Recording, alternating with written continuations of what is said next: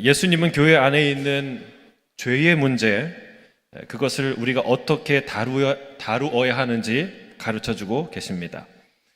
먼저 교회에 하나님이 주신 권위가 있다는 것을 상기시킵니다. 교회에는 하나님께서 주신 놀라운 권위가 있는데 이걸 잘 사용해야 한다는 것이죠.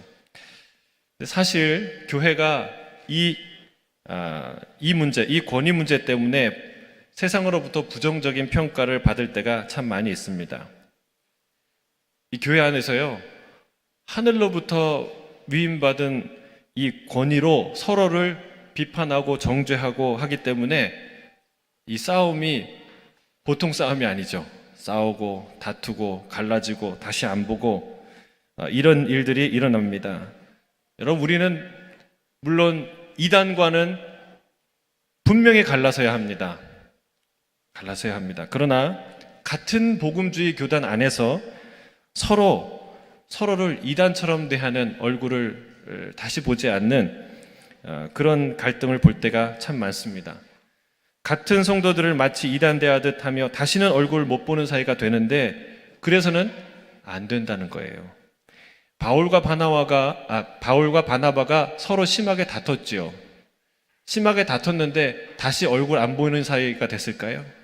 그렇지 않습니다. 이 두 사람이 심히 다투었던 이유가 됐던 바나바의 생질 마가죠. 그 마가를요, 사도 바울이 뭐라고 나중에 서신서에 기록하냐면 저를 내게 데려오라. 그가 나에게 매우 유익하니라. 아주 소중한 사람으로 여겼다는 거예요. 때로는 우리가 갈등 때문에 갈라서기도 하고 다른 길로 가기도 하지만 그러나 다시 얼굴 안 보는 사이 아니라는 거예요. 어떻게 우리가 인간인데 다 모든 사람하고 평화할 수 있겠습니까? 때로는 갈등이 있죠. 그러나 서로 다투고 서로 얼굴 안 보고 서로를 정죄하는 하늘이 주신 권위를 잘못 이렇게 쓰는 그런 행위 때문에 세상에 지탄을 받을 때가 있다는 거예요.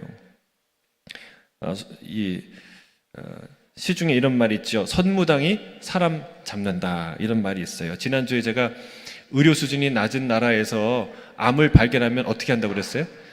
암을 발견하면 무조건 잘라버린다는 거예요. 이런 사람이 사람을 살린다고 하는 사람이 사람을 죽이는 그런 일들을 행한다는 사실이죠.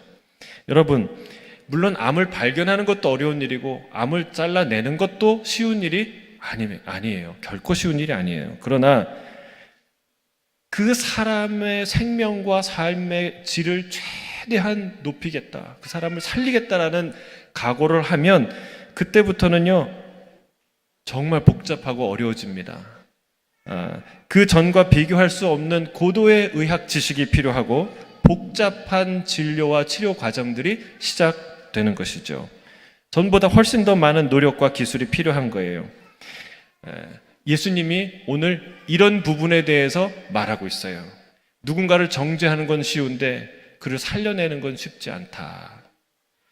주님은 우리에게 암덩어리를 그저 잘라내는 그런 손쉬운 일에 우리의 인생을 쓰는 것이 아니라 한 영혼을 하나님 주신 권위로 이 암덩어리를, 죄의 덩어리를 제거하고 그를 살려내는 그런 성숙함, 그런 놀라운 능력이 있기를 바라시는 거죠. 근데 그 비결에 대해서 오늘 주님이 말씀하십니다. 그 성숙함 비결은 바로 용서라는 거예요. 용서. 주님은 용서받은 자로 용서하면서 살라라고 말씀합니다. 그래야 우리는 진정 사람을 살리는 자로 살아갈 수 있기 때문에 그렇습니다. 용서받은 감격과 그리고 그 감격 안에서 용서를 베푸는 사람으로 살아가기를, 그래서 사람들을 살려내는 사람으로 살아가기를 주의 이름으로 축복합니다. 오늘 본문 21절, 22절 같이 읽겠습니다. 시작. 주여, 형제가 내게 죄를 범하면 몇 번이나 용서하여 주리까? 7번까지 하오리까? 예수께서 이르시되 7번뿐 아니라 7번을 70번까지로도 할지니라. 여러분, 교회 권위에 대해서 말을 하는데 갑자기 베드로가 용서에 대한 질문을 해요. 엉뚱한 얘기를 하는 것 같은데 사실은 이 베드로가 똑똑한 사람이에요. 예수님의 이야기의 문맥을 정확하게 파악했던 사람이었기 때문에 이 질문을 할 수가 있었어요. 예수님이 이 죄를 치리하는 교회의 엄중한 이 권위에 대해서 말하는 것 같은데 가만 들어보니까 한 영혼에 대한 따뜻한 사랑이 느껴지는 거예요. 그 사람이 있으면은 사람들을 이렇게 벌떼처럼 데리고 가서 그 사람을 확고하게 막 정죄하고 창피를 줘서 면박을 줘서 다시는 그런 죄를 짓지 못하게 한 이런 식으로 말하지 않거든요. 누가 확실한 죄를 짓거든 1대1로 가서 다른 사람 데리고 가지 않고 1대1로 가서 권면해라. 그래서 안 들으면 한두 명을 데려가서 다시 얘기해라. 그래도 안 들으면 교회에 얘기하고 교회가 권면하게 해라. 그래도 안 들으면 이방인처럼 여겨라. 예수님의 이 이야기를 들으면서 한 사람을 향한 이 사랑이 남다르구나. 왜냐하면 이 유대인들, 바리새인들 율법 잘 지킨다는 사람들의 분위기는 달랐거든요. 가는 마다 현장에 잡힌 여인을 다루는 그 모습이 율법주의자들, 율법 잘 지킨다는, 하나님 사랑한다고 자칭 생각하는 자들의 태도였거든요. 근데 예수님이 하시는 방식은 달라요.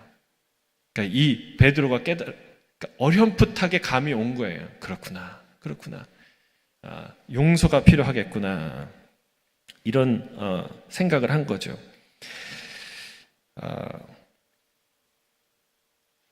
그 정죄의 권위와 용서의 은혜가 어우러져야 비로소 주님의 진정한 공의가 실현될 수 있는 것이구나라는 사실을 어렴풋하게 알게 된 것이죠. 여러분, 은혜 중에 가장 큰 은혜가 뭘까요? 은혜 중에 가장 큰 은혜는요, 용서의 은혜예요. 용서. 왜 그렇습니까? 용서가 제일 어렵기 때문에 그래요. 여러분, 은혜라는 말은요, 선물이란 뜻이에요. 그냥 거저주는, 값없이 주는 것. 정말 귀한 건데 값없이 주는 것. 근데 값없이 주는 선물이 쉬울까요? 내가 누군가 내가 누군가 잘못을 저질렀는데 그로부터 용서받는 것이 어려울까요? 여러분, 용서받는 것이 훨씬 어렵습니다. 누군가에게는요, 어떤 사람한테는 이것도 주고 저것도 주고 선물도 주고 귀한 것도 줄 수 있어요. 근데 그것은요, 그 사람이 나에 대해서 아무런 빚이 없을 때 그냥 내가 주는 거예요. 그냥 내가 정말 자선하는 것이죠. 불쌍한 사람을 돕는 것이죠. 그런데 용서라는 것은 상대가 나에게 갚아야 할 어마어마한 채무, 다시 말해서 빚이 있다. 빚을 지고 있는 상태를 전제로 하는 것이 용서예요. 그건 쉽지 않습니다. 여러분, 언젠가 제가 그 신앙 수필을 읽는데 부도 맞은 사업을 하다가 부도 수표를 받은 거예요. 수표를 받았는데 그 부도가 났어요. 그 수표를 들고 한없이 절망했던 그 기업인의 간증을 읽은 적이 있어요. 그 수표 때문에 기업이 도산했어요. 망했어요. 어땠을까요? 정말 죽고 싶은, 자살하고 싶은 생각을 수없이 들고 수많은 밤을 뜬 눈으로 피눈물로 지내는 그런 날을 보냈죠. 근데 그래도 그 사람이 버릴 수 없는 건 그 부도수표를 못 버리는 거예요. 왜 그럴까요? 언젠간 받아야 될 돈이라고 생각하니까.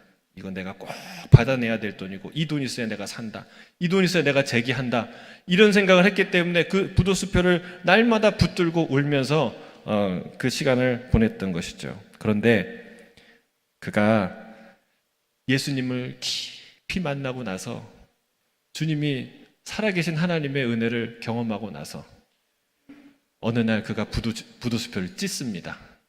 그 부도수표를 찢고 나서부터 놀라운 자유가 임하는 거예요. 그때부터 진짜 하나님이 나를 공급하시는구나, 하나님이 나를 인도하시는구나, 그 자유함을 누려요. 여러분, 용서라는 게 그만큼 어렵다는 것이죠. 내가 받아야 할 빚이 있는 사람을 용서하는 것 가장 힘든 일이에요. 그래서 시편 기자는 뭐라고 얘기하냐면 시편 32편 1절에 허물의 사함을 받고 자신의 죄가 가려진 자는 복이 있도다. 여러분, 진짜 복 중에 복은 뭐냐면 선물 하나 더, 1+1, 또 사은품 하나, 이거 받는 게 복이 아니라 여러분, 진짜 내가 갚아야 할 죄, 그 죄를 사함받는 것, 그 죄가 가려지는 것, 그게 진짜 은혜라는 거예요. 그게 쉽지 않은 일이에요. 여러분, 불쌍한 사람을 돕는 것과 반역자나 배신자를 용서하는 것은 차원이 다른 문제입니다. 하나님이 우리에게 돈도 주시고 건강도 주시고 이거는 쉬운 일이에요. 근데 만약에 우리가 하나님께 반역자인데 여러분, 반역자를 용서하는 게 쉽겠습니까? 여러분, 그게 가장 어려운 거예요. 배신자 용서할 수 없어요. 내가 돈은 줄 수 있어요. 이것저것은 줄 수 있어요. 그러나 용서는 할 수 없어요. 여러분, 이게 용서의 어려움이에요. 그래서 용서의 은혜가 가장 큰 은혜라는 사실입니다. 베드로는 질문합니다. 주님, 형제가 나에게 죄를 범하면 몇 번이나 용서를 해야 됩니까?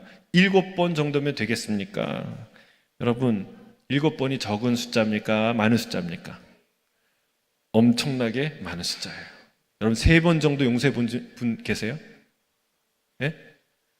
정말 내가 똑같은 죄를 나한테 3번 했는데 내가 용서를 하신 분도 있겠지만 대부분 어려워요. 처음 용서할 때는 그러려니 할 수 있어요. 내가 한번 넘어간다. 2번째는 어떨까요? 이 사람 나를 어떻게 생각하는 거야? 이 사람 이거 안 되겠네? 이런 생각을 해요. 그러면 이를 악물고 2번째를 넘어가요. 3번째는 어떻게 될까요? 3번째 그 사람이 똑같은 실수를 하면 이 사람 못 쓰겠구만. 나를 싫어하는 게 분명해. 절대로 이 사람과는 사귀 안 되겠다. 그 다음부터 끝나는 거예요. 그게 3번이라는 의미예요. 랍비들이요 3번까지 가르쳤어요. 랍비들은 3번까지는 용서해야 된다라고 가르쳤어요. 그게 모든 랍비들의 가르침이었어요. 근데 예수님은 이 베드로는 그것보다 훨씬 파격적으로 2배나 더 많은 2배보다 더 많은 7번을 얘기하잖아요. 7번은요 정말 인간 승리예요. 진짜 초인적인 힘이 아니고서는 똑같은 죄를 7번이나 용서한다는 거는 정말 성화된 사람이 아니고는 불가능한 일이에요. 근데 이에 대한 예수님의 대답은 더 기절초풍할 대답을 하십니다. 여러분, 예수님이 이렇게 얘기했으면 우리가 이해했을 거예요. 그래, 3번만으로도 족하다. 아니면 7번 좋다. 아니면 10번은 채워야지. 뭐 이 정도 얘기하시면 우리가 이해할 것 같아요. 근데 예수님이 뭐라고 얘기합니까? 7번씩 70번을 해라. 여러분, 이게 말이 됩니까? 7번씩 70번이면 몇 번일까요? 우리 다음 세대 학생들 7번씩 70번 몇 개예요? 네? 490번. 역시 아빠가 회계사죠? 그래 보여요. 계산이 빠르네. 490번. 여러분, 이 말을 들은 제자들의, 특히 베드로의 표정이 상상이 됩니까? 정말 뜨악한 표정이었을 거예요. 창세기에요 라멕이라는 인물이 나옵니다. 라멕. 그는 용사예요. 결코 자신에게 해를 끼친 사람을 절대로 용서할 수 없는 사람이었어요. 그는 아내들 처음으로 아다와 실라라는 2 아내를 얻었어요. 다른 사람은 다 한 사람씩 결혼했는데 이때부터 여러분, 이 사람이 자기의 마음에 드는 여자를 결혼한 거예요. 근데 그 아내들에게 뭐라고 얘기하냐면 이렇게 얘기했습니다. 창세기 4장 23절 24절 우리 같이 한번 읽어볼까요? 시작. 아다와 실라여 내 목소리를 들으라. 라멕의 아들들이여 내 말을 들으라. 나의 상처로 말미암아 내가 사람을 죽였고 나의 상함으로 말미암아 소년을 죽였도다. 가인을 위하여는 벌이 7배일진데 라멕을 위하여는 벌이 77배로다. 여러분, 무시무시하지 않습니까? 이게 문맥이 잘 파악이 안 되십니까? 오늘 7배라는 이런 이 표현이 여기도 등장하는데 오늘 본문과 라임이 통해요. 그런데 의미는 정반대 얘기예요. 의미가 정반대 얘기예요. 예수님은 7번씩 70번이라도 용서하라라는 말이었고, 이 라멕의 얘기는 나에게 단 하나의 실수만 하더라도 내가 77배를 응징할 것이다, 이렇게. 뭐라고 얘기해? 어떤 소년이 나에게 덤벼서 나에게 상처를 줬는데 내가 그 소년을 죽여버렸다는 거예요. 무시무시하지 않습니까? 이게 세상의 논리라는 거예요. 나 건드리면 너 죽어. 이게 세상의 논리예요. 너 가만 안 둘 거야. 이게 세상의 논리죠. 여러분, 우리 안에도 이런 분노가 있지 않습니까? 난 당하고는 못 살아. 너 나에게 조금만 더 실수하면 가만 안 둘 거야. 이게 우리 세상의 논리고 우리 안에 있는 마음이에요. 한 대를 때리면 10대를 때려주고 한 대 맞으면 10대 때려주고 싶은 게 이 마음 아닙니까? 그러나 주님은 우리에게 뭐라고 명하세요? 7번씩 70번이라도 용서하라. 여러분, 이 베드로의 7번과 예수님의 7번씩 70번이라도 라는 이 차이는 뭘까요? 뭐가 다를까요? 많다는 건 둘 다 공통점이에요. 그러나 물론 어마어마한 차이죠. 7번과 490번이라는 차이가 어마어마한 차이가 있죠. 그러나 여러분, 여기는 중요한 미닝이 담겨 있어요. 의미가 담겨 있어요.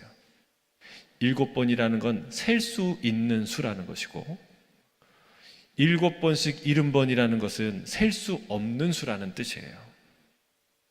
용서에는 두 가지가 있다는 거예요.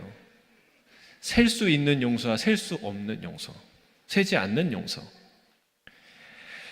용서에는 기억하는 용서가 있고 기억하지 않는 용서가 있다는 사실입니다. 여러분, 490번을 기억할 수 있는 숫자입니까? 물론 잘하면 기억할 수는 있죠. 그러나 제가 월남쌈을 드셔보셨죠? 월남쌈을 먹을 때 제가 매번 실패하는 게 뭐냐면, 내가 몇 개를 먹었는지, 이번엔 내가 몇 개 먹었어, 이렇게 이걸 세본 적이 없어요. 근데 시작할 때는 내가 마음을 먹어요. 오늘 몇 개를 먹었나 생각해 봐야지. 근데 한 번도 성공한 적이 없어요. 왜요? 그냥 맛있으니까 먹다가 이게 5개인지 4개인지 그때부터 헷갈려요. 한 3개까지는 기억하는 것 같아요. 근데 이게 5개인지 4개인지 몰라요. 여러분, 기껏해야 우리가 한 7개, 10개 정도 먹어요. 그런데도 그걸 못 세요. 여러분, 490번째를 셀 수 있는 사람이 있을까요? 똑같은 남의 실수를 490번까지는 세고 491번째 화를 낼 수 있는 사람이 있을까요? 그거 없다는 거예요. 이거는 셀 수 없는 수를 뜻하는 거예요. 여러분, 기억하는 용서와 기억하지 않는 용서가 있다는 것이죠. 근데 기억하는 용서는 엄밀히 얘기할 때 용서라고 말할 수가 없다라는 거예요. 왜냐? 그거는 일종의 유예예요. 기간 연장이에요. 기간 연장. 월세를 내야 되는데 1달 봐주는 거예요. 2달 봐주는 거예요. 6달 기회를 주는 거예요. 7달까지 기회를 주면 되겠습니까? 이 얘기하는 거잖아요. 근데 주님 뭐래요? 490개월을 그냥 허락해라. 무슨 말일까요? 여러분, 7달까지는요 그냥 기간 연장이에요. 근데 490번을 내가 유예를 해준다는 얘기는 뭐예요? 그냥 거기 살라는 얘기예요. 돈 안 뺏겠다는 얘기예요. 너무나 다른 차이입니다. 여러분, 이걸 우리가 언뜻 들으면 예수님이 우리에게 너무 많은 걸 요구하신다, 너무 무리한 수준의 이 용서를 우리에게 요구하신다 생각할 수 있어요. 그런데 가만히 살펴보면, 생각해보면 이거는 이상적인 가르침이 아니라 실제적인 가르침이라는 것을 우리가 알 수 있습니다. 여러분, 진짜 용서했다고 하면서 아직도 내가 그 받아내야 될 리스트, 부도수표를 붙들고 있으면 그거 용서가 아니라는 거예요. 그걸 완전히 찢어버리는 순간이 용서라는 거예요. 쓰레기통에 완전히 버리는 것이 용서라는 거예요.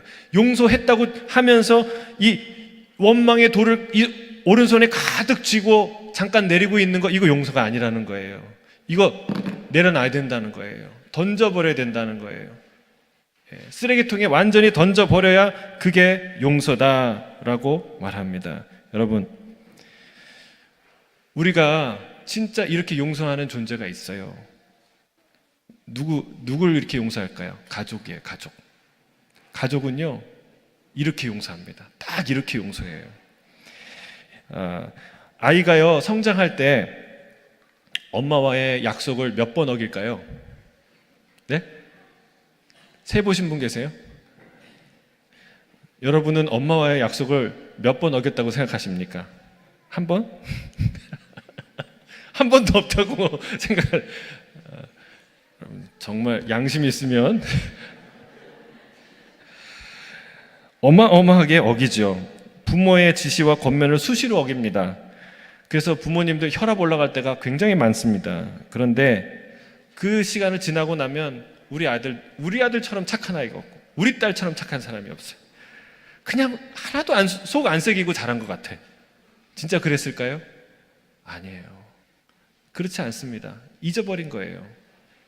그냥 다 잊어버린 거예요. 다 이해하고 넘어간 것이죠. 왜요? 사랑하니까. 커가는 과정이라고 생각하니까. 아직 인격과 지성이 성장하지 않았다고 생각하니까 다 잊어버리는 거예요. 그거 세고 살면요, 못 삽니다. 못 살아요. 하나님이 이스라엘을 그렇게 대하셨습니다. 구약을 읽어보시면요, 혈압 올라갈 때가 참 많습니다. 뭐 이런 얘기를 써놨나 할 정도로 화가 나요. 하나님이 이렇게 은혜를 주시고 기적을 베풀었으면 마땅히 이러이러한 일들을 했어야 되는데 계속 죄 짓는 얘기를, 계속 실망시키는 얘기들 연속이에요. 여러분, 그 얘기는 뭘 쓰고 싶으셨을까요? 여러분, 이스라엘의 죄악상을 쓰고 싶었을까요? 아니에요. 그 이스라엘을 사랑한 하나님의 은혜를 쓰고 싶은 얘기예요. 그래서 이 구약을 우리가 잘 읽어야 돼요. 구약은 버리면 안 돼요. 구약 읽을 때 화가 난다, 힘들다, 여러분, 그거는 관점이 잘못된 거예요. 여러분, 이스라엘을 사랑한 하나님의 그 놀라운 사랑을 기록하는 것이 구약이에요. 용서하고 또 용서하십니다. 왜요? 사랑하기 때문에. 사랑하니까. 사랑하지 않는 사람은요, 저절로 카운트가 됩니다. 저 사람이 나한테 무례하게 한 거, 잘못한 거 그냥 카운트가 돼요. 저거 6번째야. 저거 9번째야. 그냥 카운트가 돼요. 미움의 강도가 클수록 그 숫자는 더 명확하게 인식됩니다. 나를 불편하게 한 것들 하나하나가 기억나죠. 그러나 여러분, 축복합니다. 저와 여러분 안에 용서는 하되 한 번, 두 번 횟수를 세는 용서가 아니라, 기간만 연장하는 이 용서가 아니라, 여전히 부도수표를 들고 있고 원망의 돌을 들고 있는 그런 용서가 아니라, 완전히 다 쓰레기통에 버리고 찢어지고 우리의 돌들을 다 내어버리는 그런 용서가, 예수님의 용서, 하나님의 용서가 일어나는 이 아침이 되길 주의 이름으로 축복합니다. 아멘. 우리 본문 23절부터 30절까지 같이 읽겠습니다. 시작. 그러므로 천국은 그 종들과 결산하려 하던 어떤 임금과 같으니, 결산할 때에 10,000달란트 빚진 자 하나를 데려오매 갚을 것이 없는지라. 주인이 명하여 그 몸과 아내와 자식들과 모든 소유를 다 팔아 갚게 하라 하니, 그 종이 엎드려 절하며 이르되 내게 참으소서, 다 갚으리다 하거늘 그 종의 주인이 불쌍히 여겨 놓아 보내며 그 빚을 탕감하여 주었더니, 그 종이 나가서 자기에게 100데나리온 빚진 동료 한 사람을 만나 붙들어 목을 잡고 이르되 빚을 갚으라 하매, 그 동료가 엎드려 간구하여 이르되 나에게 참아주소서, 갚으리이다 하되 허락하지 아니하고 이에 가서 그가 빚을 갚도록 옥에 가누거늘 그 동료들이 그것을 보고 몹시 딱하게 여겨 주인에게 가서 그 일을 다 알리니. 주님은 우리가 용서할 수 있는 이유, 그리고 용서해야 되는 이유에 대해서 이 10,000달란트의 비유, 이 빚진 자의 비유를 들어 설명하십니다. 여러분, 이 비유 자체가 중요해요. 제가 이거를 다시 설명하려고 여러 가지 생각과 묵상을 해봤는데, 이 비유 자체보다 더 좋은 비유는 없어요. 여러분, 정말 비유의 달인이세요, 우리 예수님은. 이게 너무나 선명하게 우리의 모습과 하나님의 은혜를 그려내고 있어요. 여러분, 10,000달란트는요, 자료를 찾아보니까 한 품꾼이, 한 사람이 27만 5천 년 동안 빠짐없이 이 일을 해서 돈을 받아서 그 품삯을 드려야 되는 그런 돈이에요. 몇 년이요? 27만 5천 년. 여러분, 몇 년 사세요? 27만 5천 년을 하루 휴일도 없이 일을 해서 돈을 벌어서 한 푼도 쓰지 않고 갚아야 되는 돈이 1만 달란트라는 거예요. 여러분, 무슨 얘기예요? 갚을 수 없는 어마어마한 빚이라는 사실입니다. 이것이 우리가 하나님께 진 죄의 빚이에요.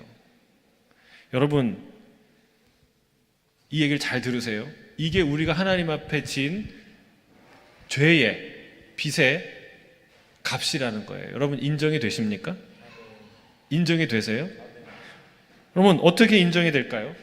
어떻게 공감이 안 가는데요? 내가 하나님을 욕한 적도 없고 하나님을 비난한 적도 없고, 살인죄를 저지른 것도 아닌데, 그런데 내게 그런 죄가 있다고요? 있다는 거예요. 예레미야는요 이렇게 말하고 있습니다. 예레미야 17장 9절에 이렇게 말합니다. 함께 읽겠습니다. 시작. 만물보다 거짓되고 심히 부패한 것은 마음이라 누가 능히 이를 알리오마는. 누가 능히 이를 알리오라는 얘기는 무슨 뜻입니까? 아무도 모른다는 뜻이에요. 아무도 자각하지 않고 있다는 얘기예요.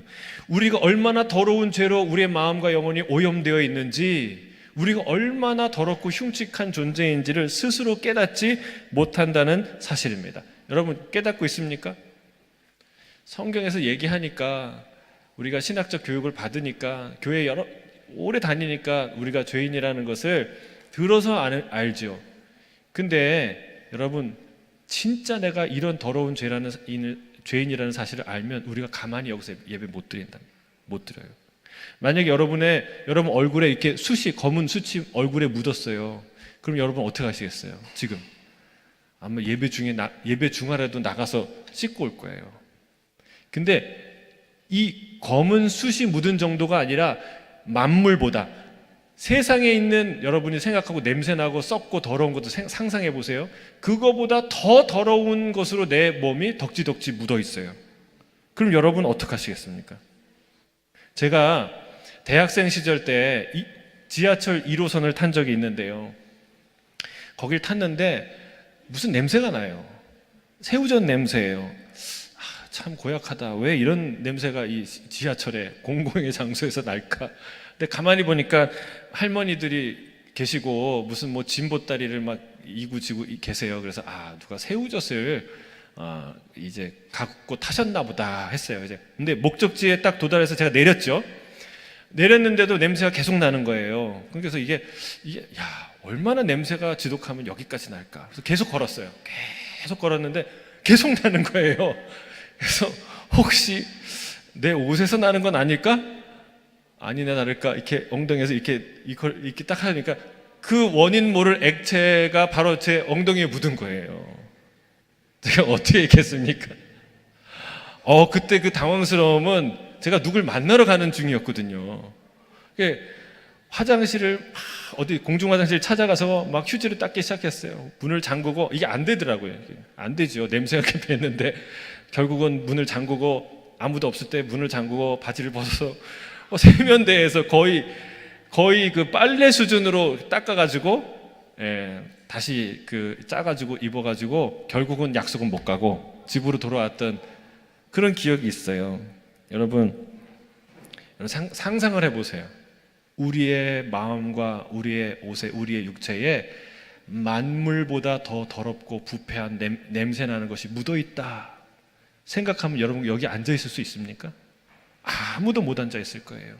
부끄러워서, 힘들어서. 모르니까 이렇게 사는 것이고, 알아도 적당히 알고 있으니까 가만히 있는 것이죠. 근데 주님이 알려주는 거예요. 주님이 우리에게 알려주는 거예요. 우리의 영적 실체를, 너희가 갖고 있는 죄가 얼마나 끔찍하고 더러운 것인지를 알려주고 있어요. 또한 그 죄를 탕감받은 것이 얼마나 놀라운 은혜인가를 이 비유 하나를 통해서 우리에게 가르쳐주고 있다는 사실이에요. 우리가 탕감받은 이 죄의 값이 1만 달란트라고 해요. 따라해보겠습니다. 1만 달란트. 이건 꼭 기억하셔야 돼요. 평생 기억해야 돼요. 우리에게 부어진 하나님의 최소한의 은혜예요. 내가 너에게 준 그 은혜의 값을 돈으로 환산한다면 그것은 적어도 1만 달란트다라고 얘기하는 거예요. 이게 얼마나 크냐면 고대 시대에 1달란트가 30kg에서 60kg, 편차가 많지만 대부분 이스라엘의 고대의 한 달란트는 34kg 정도가 됐다고 해요. 그러면 1만 달란트는 몇 킬로예요? 34만 킬로그램, 340톤이에요. 그러니까 10톤 차를 34대를 빌려서 실어 가야 할 수 있는 분량의 금이에요. 어마어마한 금이죠. 현재 시중에 한 돈이 얼마인 줄 아세요? 17만 2천 원. 네, 현재 제가 찾아봤어요. 17만 2천 원. 이걸 환산을 해보니까 이 돈이 얼마나 돈이냐면 약 15조 5,947억 원. 15조 6천억 원이에요. 상상만 해도 놀라운 돈 아닙니까? 15조 6천억 원. 아까 제가 얘기했어요. 27만 5천 년 동안 갚아야 된다고 그랬는데 그걸 제가 나눠봤어요. 이 달로 해갖고 나눠봤는데 한 달에 얼마씩 갚아야 되는 줄 아세요? 470만 원. 우리 보통 사례보다 더 많아요. 갚아야 돼. 그러니까 호주 달러는 5,867불이더라고요. 거의 매달 6,000불씩을 갚아야, 그것도 10년, 20년이 아니라 27만 5천 년이요.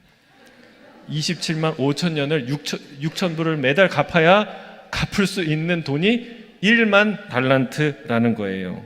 여러분, 이 액수는요, 지금 너무나 풍요하게 잘 사는 이 시대보다 훨씬 더 그 고대에는 큰 액수였다는 거예요. 성경을 보면 그 풍요로운 솔로몬 시대의 1년 세액이 얼마인 줄 아세요? 666달란트. 666달란트. 지금 대한민국의 2017년도에 세입이 얼마인 줄 아세요? 251조 원. 그러니까 비교가 안 되는 거예요. 그 성경에 보면 은과 금을 돌과 같이 흔하게 하였더라. 그 시대에 666달란트가 1년에 모든 국민들이 내는 세금이었어요. 그러면 1만 달란트는 그 당시 얼마나 큰 돈이었다는 사실입니까? 성경은요, 우리가 도저히 하나님 앞에 설 수 없는 죄인이라는 것을 분명하게 말하고 있습니다. 그것이 본래 우리의 모습인 거예요. 그만큼 우리가 악한가? 네, 그만큼 악하다는 사실이에요. 이거를 우리가 성경에 있는 뭐가 죄고 우리 죄의 그 실상을 낱낱이 얘기할 이야기들이 많이 있지만, 그러나 이 한 가지 비유로 예수님이 끝낸 거예요. 우리의 죄가 이만큼 무거운 죄다. 인정하기 싫지만 주님이 말씀하세요. 그런데 성경이 여기까지만 말하면 절망이죠. 성경이 아니죠. 그런데 이 이후에 이 성경이 아주 중요한 사실 한 가지를 얘기하고 있는데, 그것은 도저히 눈뜨고 봐줄 수 없는 죄인, 만물보다 더 부패하고 더러운 냄새가 풀풀 나서 도저히 가까이 할 수 없는 그 죄인을 괜찮아 하고 와라 끌어안는 한 분이 있다는 거예요. 그게 우리 하나님이라는 거예요. 내 죄를 탕감해달라고 호소하는 죄인들마다 그 가장 더러운 죄악을 가장 소중한 아들의 피로 씻겨서 정결하게 해주시는 분이 계시다고 성경은 증언하고 있습니다. 가장 순결한 분이 가장 더러운 존재를 와라 끌어안으신 거죠. 그게 1만 달란트가 말하는 비유의 핵심이에요. 할렐루야. 여러분, 이 은혜가 얼마나 큰가요? 이 은혜가 얼마나 큰가? 이게 진짜 용서예요. 이게 진짜 용서예요. 여러분, 시편 103편 11절에서 24절 이렇게 말하고 있습니다. 제가 읽어드릴게요. 시편 103편 11절에서 14절. 우리의 죄를 따라 처벌하지 아니하시며 우리의 죄악을 따라 우리에게 그대로 갚지는 아니하셨으니 이는 하늘이 땅에서 높음같이 그를 경외하는 자에게 그 인자하심이 크심이로다. 주님의 그 사주의 은혜가 하늘이 땅에서 높음처럼 크다고 얘기하는 거예요. 이어서 동이 서에서 먼 것 같이 우리 죄가를 우리에게서 멀리 옮기셨으며, 동쪽이 서쪽에서 제일 멀죠. 서쪽에서부터 동쪽이 제일 멀어요. 그렇게 하나님이 이 죄가를 다 던져버리셨다는 거예요. 너 내가 용서할게. 그리고 움켜쥐고 있지 않고 내가 너 지켜볼 거야. 움켜보지 않고 그래 내가 너를 용서했어. 그리고 우리의 이 죄 리스트를 이 동쪽에 계셨다면 서쪽으로, 서쪽에 계셨다면 동쪽으로 던져버리셨다는 거예요. 할렐루야. 이게 하나님의 은혜예요. 근데 그렇게 우리를 용서한 이유가 무엇인가? 그 다음에 이렇게 얘기해요. 아버지가 자식을 긍휼히 여김같이 여호와께서 자기를 경외하는 자를 긍휼히 여기시나니. 무슨 말이에요? 아빠가 자녀를 사랑한 것처럼, 엄마가 자녀를 용서한 것처럼 그렇게 우리를 불쌍히 여기시고 사랑하셨다, 긍휼히 여기셨다. 이게 하나님의 사랑이라고 선포합니다. 여러분, 이 은혜를 기억하는 것이 중요합니다. 왜 그렇습니까? 모든 그리스도인의 용서의 능력은 바로 여기에서 시작되기 때문에 그렇습니다. 이것을 아는 사람이 진짜 용서 3번, 7번 아니고 7번씩 70번 하는 그런 진짜 용서를 할 수 있는 그 사람이죠. 이 은혜를 아는 사람, 이야말로 그렇게 될 수 있다는 사실입니다. 여러분, 이 1만 달란트의 비유가 여기서 끝나면 얼마나 행복할까요? 근데 이 전반부는 너무나 감동적인 이야기인데 후반부부터는 이해할 수 없는 그런 이 어처구니 없는 이야기들이 나옵니다. 여러분, 이 사람이 탕감받은 이후에 감사하고 기뻐하고 사람들에게 그걸 알리고 축복하면 얼마나 좋을까요? 그런데 이 사람이 풀려나와서 어디로 가냐면 자기한테 100데나리온 빚진 자에게 달려갑니다. 한 데나리온은 한 성인이 하루 동안 일해서 버는 품삯이에요. 그러니까 100데나리온은 한 3개월에서 4개월 정도의 그 월급이죠. 작은 돈은 아니죠. 그러나 자기가 탕감받은 월 6,000불씩 27만 5천 년 동안 갚아야 될 돈을 탕감받은 사람이 3달 동안 4달 동안 품삯을 가지고 멱살을 잡는다? 그 친구가 싹싹 빌었어요. 용서해 달라고, 시간을 달라고, 갚겠다고. 안 돼 이놈. 가서 옥에 가두어 버렸어요. 여러분, 이게 무슨 일입니까? 이 얘기를 들은 종들이, 동료들이요, 왕에게 가서 이 이야기를 아뢰입니다. 이 이야기를 들은 왕이 다시 그를 불러서 이렇게 말합니다. 우리 32절부터 35절 함께 읽도록 하겠습니다. 시작. 이에 주인이 그를 불러다가 말하되 악한 종아, 내가 빌기에 내가 내 빚을 전부 탕감하여 주었거늘 내가 너를 불쌍히 여김과 같이 너도 내 동료를 불쌍히 여김이 마땅하지 아니하냐 하고 주인이 노하여 그 빚을 다 갚도록 그를 옥졸들에게 넘기니라. 너희가 각각 마음으로부터 형제를 용서하지 아니하면 나의 하늘 아버지께서도 너희에게 이와 같이 하시리라. 여러분, 이거는 매우 악한 일이라는 사실이에요. 극상품 포도나무를 심었는데 들포도가 맺히는 것처럼 악한 일이에요. 농부가 많은 돈을 들여서 좋은 종자를 구해서 기대하는 마음으로 비가 오나 눈이 오나 힘을 들여서 정성껏 가꾼 나무에서 악한 열매가 난다면 그처럼 악한 일이 어디 있습니까? 바로 이와 같다는 거예요. 사랑받은 자에게 사랑이 없고 용서받은 자에게 용서가 없는 것은 악한 일이라고 주님이 말씀하는 거예요. 주님은 나 자신은 용서받았으면서도 남은 용서하지 못하는 우리의 모습을 이 예화를 통해서 명확히 보여주고 계십니다. 여러분, 우리는 내가 받아야 할 100데나리온에 목숨 걸고 삽니다. 그렇잖아요. 우리 리스트들이 많잖아요. 돈 받아야 될 거, 이거 막 잔뜩 붙들고 산다는 거예요.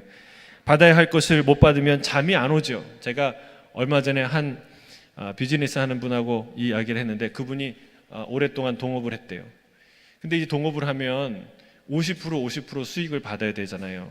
근데 이 동업하는 사람이 자꾸 부정직하게 하는 거예요. 조금씩 더 가져가고 조금씩 속이고. 그러니까 이제 처음에는요, 화가 나는 거죠. 이게 계속되니까. 그러니까 밤잠을 못 자는 거예요. 잠을 잘 수가 없는 거예요. 화가 나서. 근데 어떻게 해야 되나 기도하고 참 여러 가지 생각이 났는데 하나님이 어느 날 그런 얘기를 하시더래요. 야, 네가 받아야 될 50%가 있잖아. 근데 5%는 네 게 아니야. 하나님이 그 얘기를 해주셨대요. 5%는 네 게 아니야. 그 얘기를 들은 다음부터 자유가 임하는 거예요. 받아내야 될, 어떻게든 받아내야 될 돈이라고 생각했을 때는 내 마음에 분노가 나고 화가 나고 열이 뻗치고 잠이 안 오고 일이 뭐 직장 가는 것이 직장 가는 것처럼 여기지지 않고, 근데 그 마음이 하나님께서 하신 5%는 네게 아니야. 이게 무슨 말이에요? 100데나리온 그거 아무것도 아니야. 100데나리온 그 네 돈 아니야 라고 말한 거랑 똑같은 거예요. 그 얘기를 듣고 나서 어떤 인생이 됐습니까? 그때부터는요, 마음이 가벼워지는 거예요. 거기에 매이지 않는 거예요. 열심히 일해서 같이 동업을 하는 거예요.